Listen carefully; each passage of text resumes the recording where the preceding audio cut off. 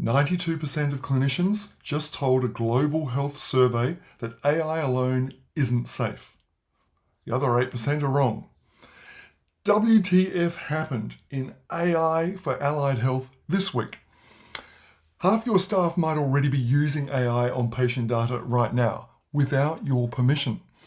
A conference just dropped its program with 4 AI sessions on the agenda. One of them's mine. And the research that validates everything I've been saying for 2 years just landed in black and white. I'm Ted Jedinak, the AI for allied health guy. Still not a deep fake. Here's your Friday 5. Number 1, new data survey just dropped, and the headline is almost too good to be true.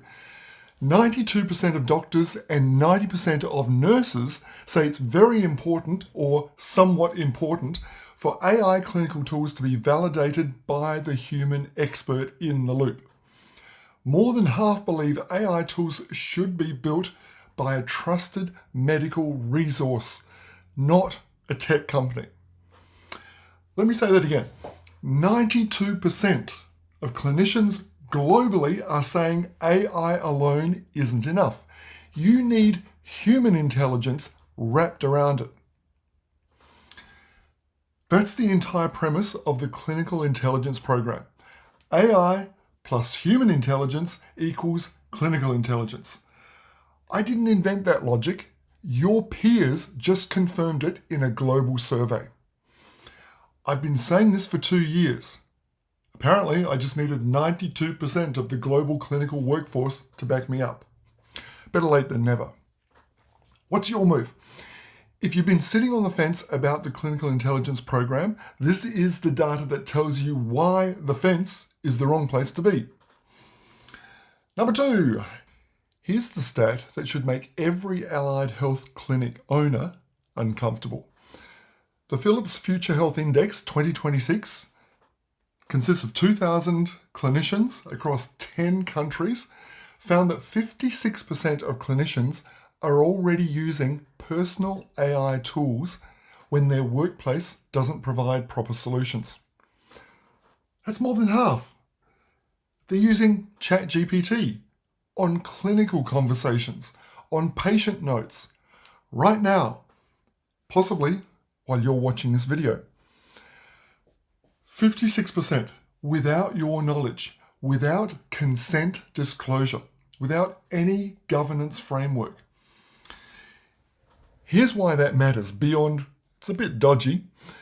Under Australia's Privacy Act, if a staff member uses an unapproved AI tool on patient data and there's a privacy breach, the practice owner wears the liability, not the staff member, not OpenAI, not ChatGPT terms and conditions. You, the person whose name is on the practice registration. You. So what's your move? This week, ask your team directly what AI tools they're using in their daily workflow. You might be surprised what you find. And if you don't have a clinic AI policy yet, it's exactly what the Clinical Intelligence Program walks you through building. Number 3, the Australian Podiatry Association just released the full program for Business in Focus, their annual professional development series, happening 21st to 22nd of August in Kingscliff, New South Wales. 4 of the sessions are explicitly about AI. Elizabeth Griffiths presenting a 30 to 90 day AI roadmap for practices. Kylie Mowbray Allen is covering how AI is changing the way patients find your clinic.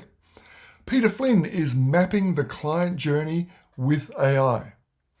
And I'm presenting Eggs, Bacon and Clinical Intelligence. It's the Saturday morning breakfast session. Look, I spent 40 years looking at feet. I'm now the person podiatry brings in to talk about artificial intelligence. My wife still doesn't fully understand what happened. This is significant. The peak body for podiatry in Australia has just made AI a centerpiece of their business education program. Not a side note, not a bonus webinar. 4 sessions out of the whole 2-day conference. And that tells you exactly where the profession is headed. Early bird pricing closes on 10th of July. I'll leave the link somewhere above, below, down around here so you can check out all the details. And that's your Friday 5 for the week ending June 26. 3 signals. The research proof that human intelligence is the differentiator.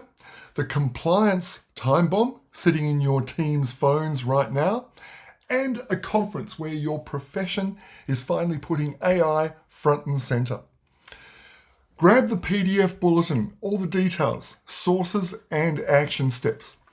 And if you're ready to build a proper AI framework for your clinic, not just read about AI, but actually implement it, the Clinical Intelligence Program is at tedjedinak.com/clinical intelligence. Until next time, serve with spirit, consult with care, and if you only did one critical thing this week, it should be